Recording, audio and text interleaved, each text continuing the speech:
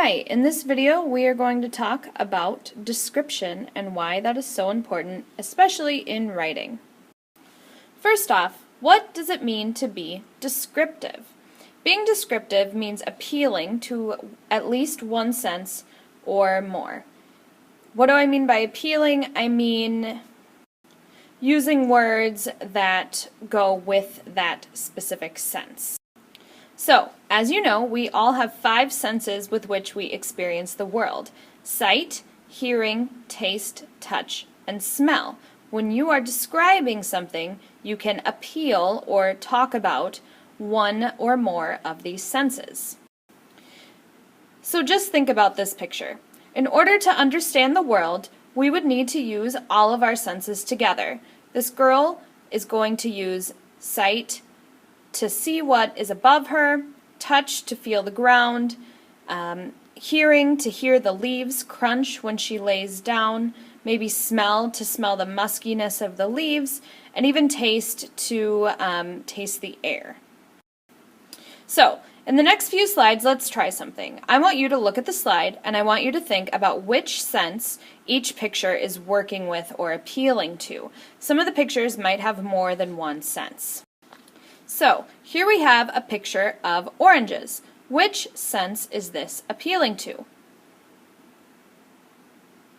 Many people would probably say taste because of the way the oranges taste. Let's look at this picture.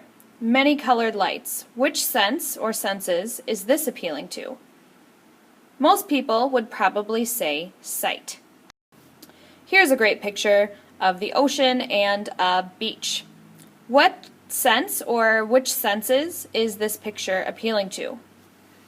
Many people might probably say touch because of the heat, because of the wet water, and because of the soft sand.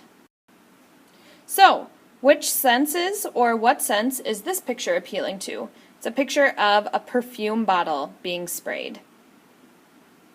Many people would say smell, obviously.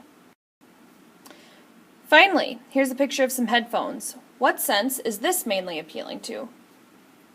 Most people would probably say sound. Other people might also say touch. If you've ever had headphones stuck in your ear the wrong way, you know that it can be an unpleasant feeling. But let's think again. Back in your mind's eye, look at all those pictures. What would each experience be like if you had a sense missing? If you weren't able to hear, how would you lose out on the experience of having those headphones? If you weren't able to feel, how would you lose out on the experience of being at a beach at the beautiful ocean? If you weren't able to smell, how would it be to have perfume? If you weren't able to taste, how would it be having oranges? As you can see, we need all of our senses working together in order to experience the world in its full potential.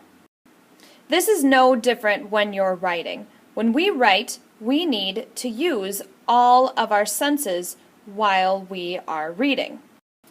So, you as a writer need to think to yourself, when someone is reading what you have written, what sense is mainly being used? Well, sight. They're looking at the words.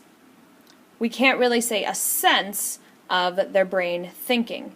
However, it is your job then, as a writer, to describe very vividly. You need to let the reader use all 5 of their senses.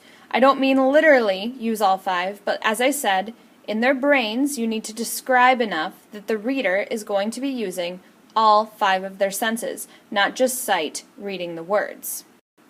Your readers have imaginations, so it is up to you to write descriptively so they can use them.